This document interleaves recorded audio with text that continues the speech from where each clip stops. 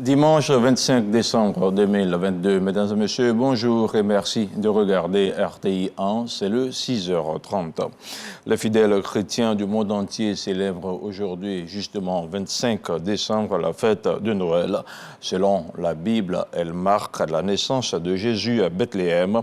Et pour fêter la nativité, l'Église a choisi traditionnellement la date du 25 décembre. Quelques heures donc avant la célébration de ce jour, les populations d'Abidjan n'ont pas voulu manquer l'événement. Elles ont pris d'assaut les marchés de la capitale économique ivoirienne. C'était le cas dans quelques marchés dans la commune d'Adjamé, comme l'indique ce reportage du Mohamed Khalil Diomandé, commenté par Jean-Marc Radjadjé.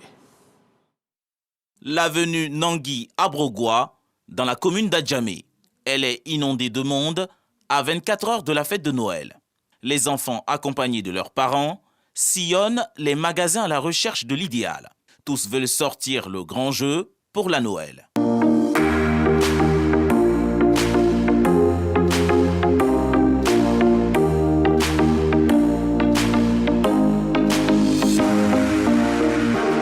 Vu que ce sont les périodes des fêtes et tout, donc nous sommes là pour acheter les sacs, les habits et tout.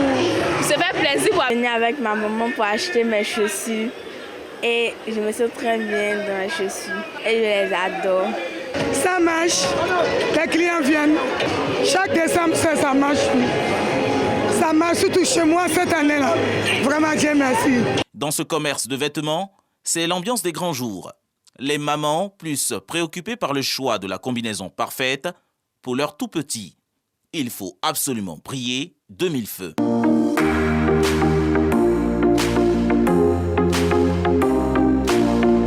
La fête de Noël, on ne le vit qu'une fois dans l'année. Donc, quand ça arrive, il faut habiller ton enfant, il faut qu'il soit bien sapé. Donc, on souffre pour ça, quoi, au fait. La Noël, c'est aussi la magie dans les assiettes. Et pour être à la hauteur, les femmes s'attellent à réunir les ingrédients nécessaires. Elles sont venues par milliers assouvir au désir de leurs papilles. Bananes, manioc, igname, tomates, choux, carottes. Chacune s'approvisionne en fonction de sa recette. J'ai acheté des bananes. Pour le moment, c'est bon, le prix abordable. Bon, je vais faire foutou avec sauce pistache. La fête s'annonce bien. Toi aussi, la famille au complet, c'est l'essentiel. La volaille, quant à elle, règne en maître. Elle est candidate à sa propre succession dans le cœur des amoureux de la gastronomie en période festive. Depuis matin, j'ai vendu plus de 60 poulets comme ça. La fête, là, ça va, on va dire Dieu merci. Les clients décrient toutefois la hausse des prix du poulet. Un poulet à 4 000, alors que c'était 3 500. J'ai acheté poulet, il y avait comme demain, je dois manger poulet. Donc j'ai acheté mon poulet. Ce vendeur nous donne les raisons de cette augmentation. Les grossistes vendent ça à 3 700. Nous, on oublie de vendre ça à 4 000. On a 300 dedans, c'est comme ça qu'on vend. Fluctuation des prix, forte demande par rapport à l'offre. Rien ne pourra affecter l'engouement des populations pour cette fête de Noël, édition 2022. Agréable célébration de la fête de Noël à toutes et à tous. Les nouvelles parcelles aménagées de 127 hectares et 234 hectares de la zone industrielle d'Akoupé, jeudi PK24, ont été inaugurées par le Premier ministre Patrick Achi, situées sur l'axe Abidjan-Yamoussoukro. Elles permettront d'accueillir diverses entreprises. Elles devraient surtout donner un coup d'accélérateur au développement industriel de la Côte d'Ivoire. Un compte rendu de Jean-Marc Radjadjé. Il a fallu 32 mois de travaux pour achever l'aménagement de ces deux nouvelles parcelles de la zone industrielle d'Akoupé-Zedji. 127 hectares et 234 hectares dotés d'ouvrages de drainage, assainissement, électricité et télécommunications et voirie. Ces aménagements qui sont inaugurés aujourd'hui par le Premier ministre viennent renforcer les acquis de cette nouvelle zone industrielle créée pour répondre aux besoins de plus en plus croissants de terrains industriels. La superficie aménagée a un taux d'occupation de 96% avec 153 entreprises, dont 33 sont en activité, 38 en cours de construction et 60 entreprises qui n'ont pas encore débuté la mise en valeur. Le montant cumulé des investissements des 33 entreprises déjà en activité est d'environ 181 milliards de francs CFA pour 2160 emplois et le montant global des investissements projetés pour l'ensemble des 147 entreprises est d'environ 475 milliards de francs CFA.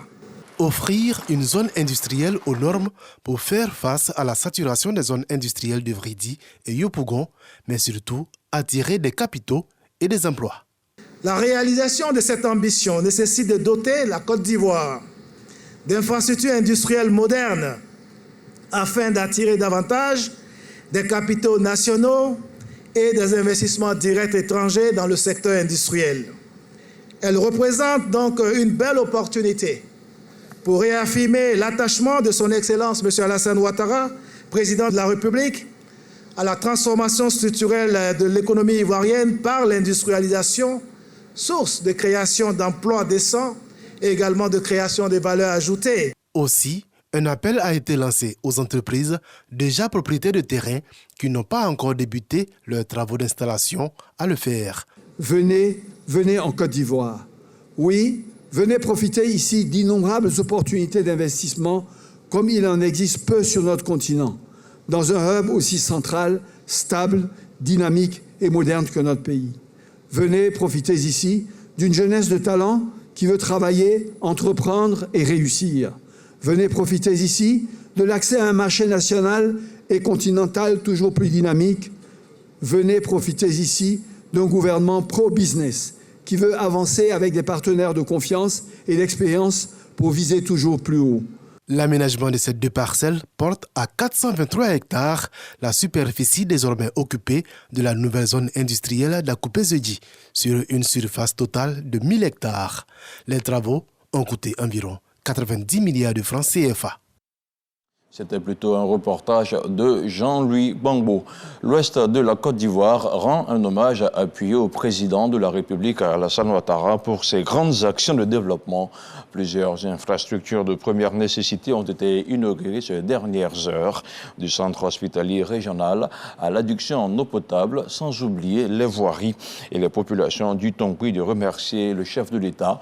La cérémonie s'est déroulée sous la présidence du patron de l'Assemblée nationale, Adama Bictogo, envoyé spécial dans le pays, Franck Kodio. En 48 heures, l'Ouest montagneux s'est doté de 2 complexes sanitaires de pointe. Un aperçu du vaste chantier tel la voirie, l'école et l'eau engagés par le gouvernement pour le développement de la partie occidentale du pays. Les populations, cadres et élus rendent donc hommage au président Alassane Ouattara et la bonbonnière du stade Léon Robert accueille les festivités. Célébrer les actions du chef de l'État. Le Tonkoui a battu le rappel de ses forces vives et même de plusieurs membres du gouvernement tels les ministres de la Réconciliation, de la Culture et de la Solidarité venus en soutien. C'est tout un symbole selon Albert Flindé, ministre-gouverneur. La grande mobilisation des populations, des élus, des cadres ce matin traduit parfaitement notre engagement à accompagner le président de la République, son Excellence M. Alassane Ouattara, et de son gouvernement dans leur œuvre de développement harmonieux de la Côte d'Ivoire. Le Tonkoui, il fut un temps miné par les dissensions causées par les ambitions politiques des uns des autres, veut amorcer une page nouvelle. L'engagement est pris. Que notre hommage au président va au-delà des actes de développement et des actes de promotion des hommes. C'est notre adhésion. C'est la manifestation de notre attachement à une vision. Sa vision d'une Côte d'Ivoire de paix et de réconciliation profonde. Et le président en donne la manifestation chaque jour par les actes qu'il pose. Homme de réconciliation et de paix, il n'a pas hésité à accorder sa bienveillance à la région en tendant sa main à nos frères et sœurs pour un retour dans la maison commune du RHDP. Saluons ensemble le président Alassane Ouattara. Célébrer le rapprochement pour mieux impulser le développement, cela augure d'heureuses perspectives pour la région. Je peux même vous annoncer qu'une nouvelle Côte d'Ivoire arrive. Le président Houphouët-Boigny avait rêvé de cette belle Côte d'Ivoire, une Côte d'Ivoire plus belle et plus rayonnante. Il en a tracé les sillons et le président Alassane Ouattara est en train de les élargir avec promptitude et assiduité. Cependant, le développement reste un fait. Sa pérennité assurée par la cohésion et la solidarité, le sens de l'adresse du président de la cérémonie, Adama Bictogo. Ce qui nous unit ici est plus fort que ce qui nous divise. C'est pour cela que nous devons cultiver que les valeurs qui rassemblent. Et ces valeurs qui rassemblent sont contenues dans une seule enveloppe. C'est l'enveloppe de l'humilité. Ce que l'humilité développe en vous, c'est le pardon, c'est l'amour, c'est la tolérance. Parce que le grand témoignage que vous faites et que vous devez faire au président Alassane Ouattara, c'est votre solidarité. De la ferveur partagée, les populations et fils de la région sont repartis regaillardis. Et ici, à Abidjan, le ministre de la Communication et de l'Économie numérique a rencontré la Chambre des afficheurs de Côte d'Ivoire. Amadou Koulibaly tenait à informer les membres de la CAFSI de l'assainissement du secteur. Avec eux, il a partagé la nouvelle règle de l'affichage publicitaire en Côte d'Ivoire. C'était en présence de Grace Kando. Plus de poses d'affichage publicitaire de façon anarchique. Désormais, cela obéit à des critères. Une étude d'assainissement, de réorganisation et de modernisation a été réalisée par le ministère de la Communication et de l'Économie numérique. Elle a été présentée aux afficheurs. L'étude qui a été présentée est une étude effectivement complète, je dirais scientifique. Donc ça présente cet avantage-là. Le ministre nous a rassuré qu'il y a un atelier d'appropriation qui va avoir lieu. On pourra mieux appréhender le contenu donc, de cette étude. Ces afficheurs ont reçu de la part du ministre de la Communication et de l'Économie numérique le cahier des charges des nouvelles règles. Tous les panneaux qui vont se retrouver dans des endroits qui n'auront pas été géolocalisés et qui n'auront pas fait l'objet d'une autorisation des mairies et du CSP seront considérés comme des panneaux illégaux. Tout cela va permettre d'assainir Abidjan, de réduire d'au moins un tiers donc, le nombre de panneaux, puisque les études ont montré que dans la plupart des communes, il y a un excédent en panneaux. En dehors de la commune de Yopougon, par exemple, où il y a un déficit, où il y a encore de l'espace pour installer certains panneaux.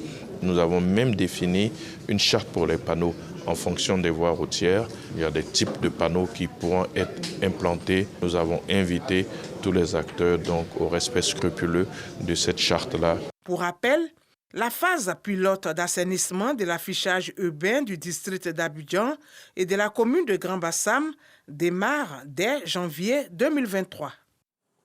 Une mission de la Banque mondiale a séjourné récemment dans les régions du Tchologo, de la Bagoué et du Poro. Elle a visité plusieurs foyers de renforcement des activités de nutrition communautaire, un projet financé à hauteur de 34 milliards de francs CFA. Le détail de cette visite de terrain avec Astou Touré. Cette mission vise spécifiquement à apprécier les acquis du projet multisectoriel de nutrition et à promouvoir le développement de la petite enfance axé sur les foyers de renforcement des activités de nutrition communautaire. Le franc, c'est le dépistage, la pesée, et celui de la promotion de croissance des enfants de 0 à 5 ans. Dans la zone du Poro Tchologo Bagoué, nous avons au total 511 francs. Mais de manière générale, sur les 14 régions que couvre le projet, on a un total de 1865 francs qui sont déjà fonctionnels et 500 nouveaux francs en état de création. Pour toucher du doigt les réalités, notamment la perception des acteurs locaux et les bénéficiaires, acteurs clés du succès de la stratégie, cap est mis sur Nyoronigé, village de la commune de Wangolodougou dans le Tchologo, et Gengereni, village de la commune de Bundiali dans la Bagoué. Après le suivi médical, les enfants sont reçus dans ce centre d'éveil pour le développement de leur motricité et leurs aptitudes cognitives. Sur ces sites, les enfants bénéficient de repas concoctés avec soin par les animatrices. Autant d'actions qui ont permis à ces enfants d'être attentifs en classe, de développer leur intellect, surtout d'aborder le cycle primaire avec sérénité. Ceux qui viennent du franc là-bas directement au CP1, ils ont une légère avance sur ceux qui ne sont pas allés du tout. Ils savent compter, ils savent reconnaître des lettres sons A, O, I jusqu'à U, les formules de politesse. Une action rendue possible grâce à l'appui financier de la Banque mondiale à hauteur de plus de 34 milliards de francs CFA. Je suis très satisfait. Les francs que nous avons vus sur les 2 jours, ce sont des francs très avancés avec des résultats au-delà qu'on a pu attendre à ce stade de développement. Un nouveau projet est en cours de préparation. Il va s'étendre sur 10 ans et subdivisé en 3 phases. Le nouveau projet qui vient, donc celui-là va s'accentuer beaucoup plus sur le volet santé. Nos populations doivent saisir cette occasion. C'est une bonne occasion que maintenant c'est la santé qui se déplace vers les populations. Et j'invite vraiment les cadres, les différents cadres de chaque région, de chaque village vraiment à saisir cette bonne opportunité que le président de la République a bien voulu nous donner. Le séjour de la Banque mondiale dans le Poro, le Tchologo et la Bagoué s'est soldé par une visite au centre hospitalier régional de Korogo. Culture à présent et on parle de la première édition du festival Agban Oussouton. L'événement vient mettre en lumière le patrimoine culturel du peuple Gagou. Au Palais de la Culture de Trècheville, il a rassemblé plusieurs personnalités et un compte-rendu de Souleymane Doumsangou avec le commentaire de Jean-Marc Djadji. Palais de la Culture, le peuple Ogban célèbre son patrimoine culturel.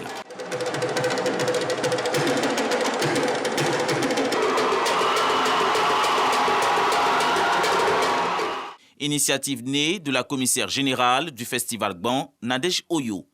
Elle justifie son action à portée sociale et culturelle. Nous sommes un peuple ouvert, un peuple disposé à la rencontre des cultures.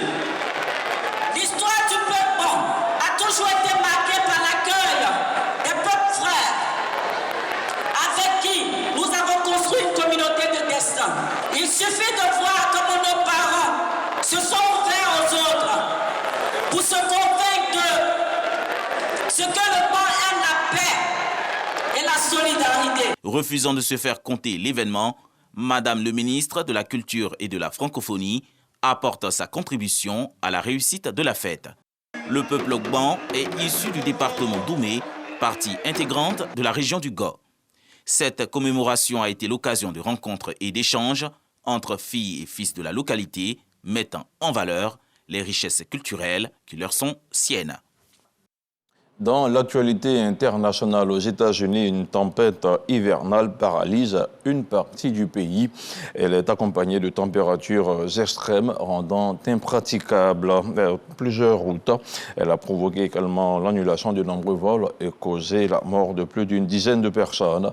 Les autorités appellent les populations à rester chez elles. Et puis l'état de santé du suspect n'est pas compatible avec la mesure de garde à vue, a indiqué le parquet à Paris. Le suspect de 69 ans a été conduit à l'infirmerie psychiatrique. Il sera présenté à un juge d'instruction lorsque son état de santé le permettra. Rappelons qu'il y a quelques jours, un homme de 69 ans avait été l'auteur d'une attaque qui a fait 3 morts vendredi au sein de la communauté kurde. Et voilà, c'est la fin de ce flash d'information. Merci de l'avoir suivi et encore une fois, joyeux Noël à tous.